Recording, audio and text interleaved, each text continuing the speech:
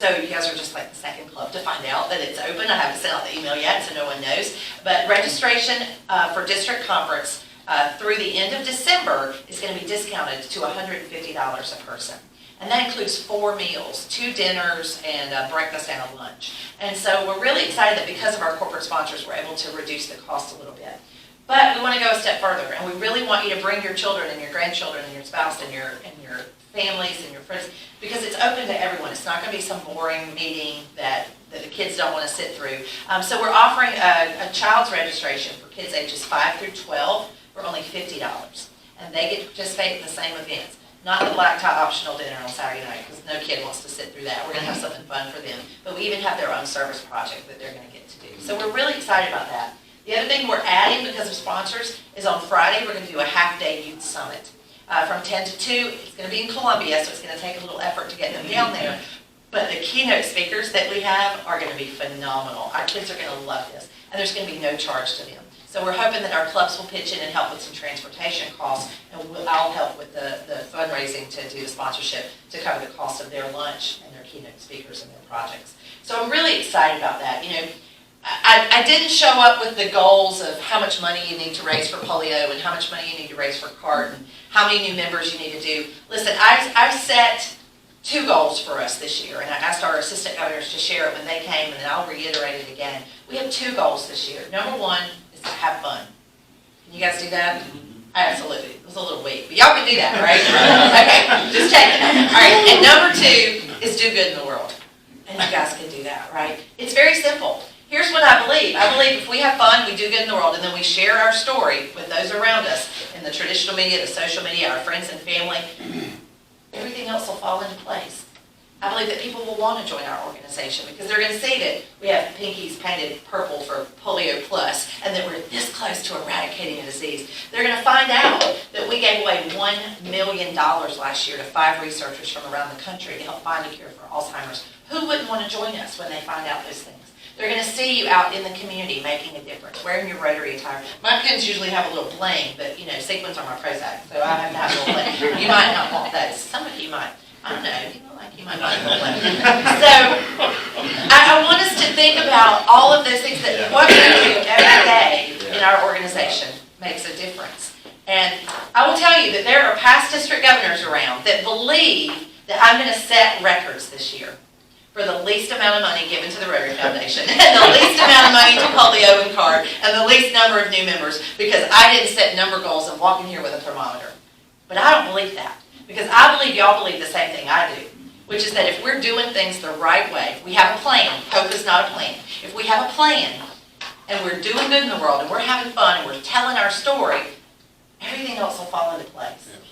That's what I believe, and I know that I can count on y'all to believe that as well, because it's simple, right? We've tried to make things too difficult for ourselves. We're all volunteers, you know, and we all have lives outside of Rotary. Even me. Nobody believes that. People say to me, you're always doing Rotary online or in person, and I do have an outside life. We all do. I have family and friends and football, right? Y'all, this time of year, my boyfriend says that Paul Harris must have hated football because we have events every Saturday in the fall. But I want us to think about if we have an event every Saturday and we're missing our kids' soccer games or our alumni football games or whatever, how do we turn that into a Rotary event so that we can bring our families and so that we can be more inclusive and more equitable? So I want you to think about those kinds of things. I'm also not going to be the governor that's going to write a big check to your fundraisers this year because I can't, but I'll be there to serve food or pack meals or whatever your service projects are, because I want to be hands-on. I want to show that you are people of action, because that's who we are. Check writing is really good. It helps a lot of organizations, but so is hands-on service projects as well.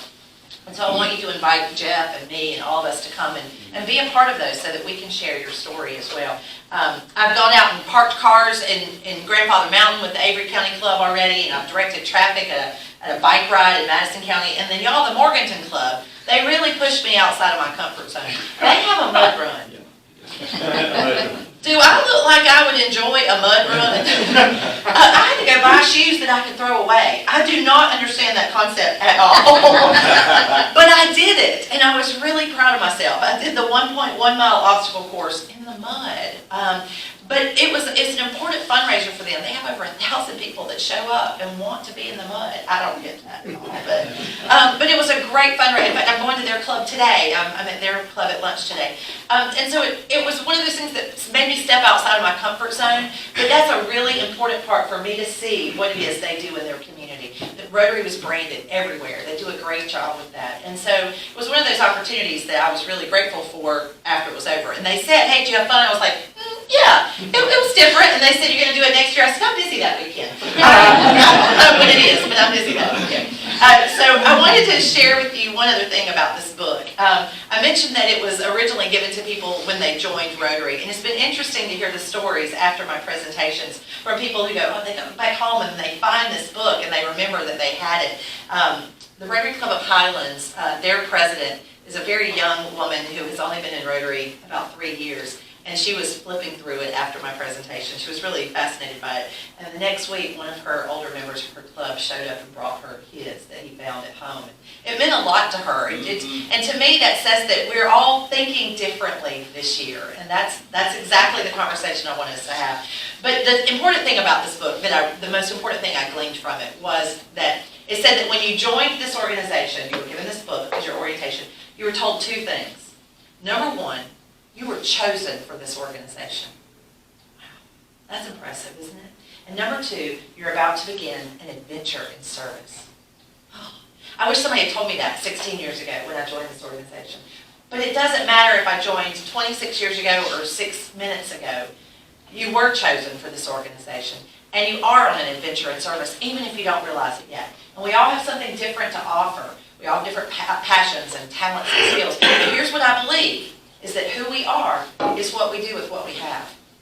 Who we are is what we do with what we have. And if I have the ability to talk and you have the ability to write a check or to do the books or to plan an event or to read to a child, we all have something different to offer. It's important that we do that and that we figure out what our adventure in service is. I was in Rotary for a long time before Rotary was in me. And those are 2 very different things. And for each of us, there are people that tell me every day, but Tiffany, I've been in Rotary for 50 years and I'm tired. I've been doing this for a long time. I don't want to go out and dig ditches anymore and pick up trash. And that's okay. We all have a different role. It might be that your job now is to go out and find those new Rotarians that you can be a mentor to, that you can inspire them to have their own adventure in service. We all have something different to offer. My advice to you, if you remember nothing else, including the sparkly shoes, is to find your passion and make it your purpose, because that's the opportunity that we have ahead of us this year. I get one shot at being the district governor, and to me, it's going to be it's already an amazing opportunity. But I'm very grateful. I'm grateful because of each one of you in this room and the 2,300 others around Western North Carolina who have given me this opportunity. Because I couldn't do it without you, but I'm doing it for you as much as I am for those people that I've never met. Because this is an opportunity for us to truly make a difference. As Mark Maloney says, Rotary connects the world. And someone posted a picture Saturday of that training session. One of our members of the Haywood County Club, she posted a picture of her and me at that event. And someone commented on it, said, oh my God, how do you know Tiffany Irvin? I graduated from high school with her in South Carolina. And Rotary connects the world, and it's an amazing concept. And Mark Maloney, when we had our training assembly for incoming governors back in San Diego back in January, he said that for too many years we've asked our Rotarians to choose between their families and their Rotary clubs. We've always thought that, but have you ever heard an international president say it? And so how ironic that this year you get a man from Decatur, Alabama, to be your international president. The year you get me as your Southern Fried Rotary governor, right?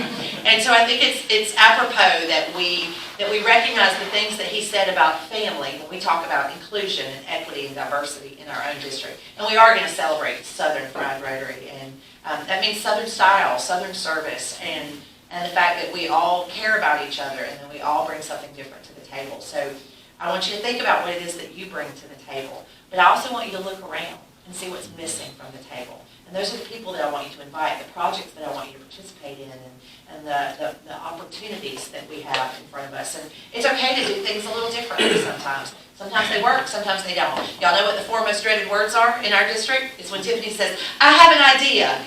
Oh, great, here we go again. But run, I know, everybody says run if you hear me say that. Listen, the reality is, the CART Fund was born of the idea of one man, Roger Ackerman, in Sumter, South Carolina, who believed that Rotarians every week could throw their spare change in a bucket and we could find a cure for Alzheimer's. Rotary itself was born from the idea of one man, and now we're 1.2 million around the world who believe that we can change the world and create lasting change. So don't be afraid of those ideas. Call me, call your president, call your AG, call anybody, tell them your ideas. Some of them work, some of them don't, but we have to at least try. So my advice to you again is to find your passion and make it your purpose. Thank you from the bottom of my heart for the opportunity to be your governor, the opportunity to serve alongside of you, and to see all the amazing things that you are accomplishing here in your community and around the globe. Thank you.